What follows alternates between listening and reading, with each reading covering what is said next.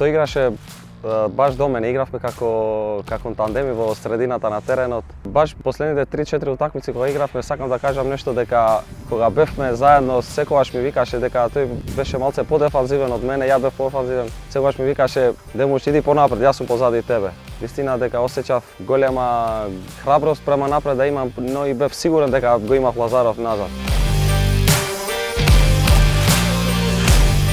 Последната утакмица беше баш тука со Пелистер.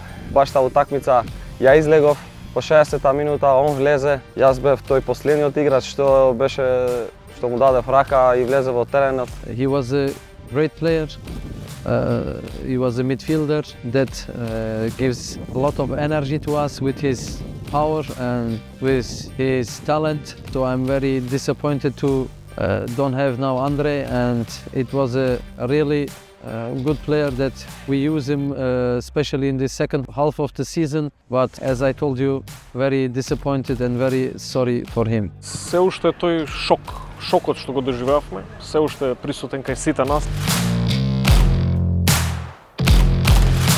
Андреј беше еден многу добар дечко, млад дечко, кој што нормално животот го имаше пред себе. И на толку млади години се случи ова, значи, што му се случи. Тешко за сите нас, поготово за неговата фамилија, за неговото семејство. Во понеделник имаме, значи, ја играме првата утакмица без Андреј во Струга.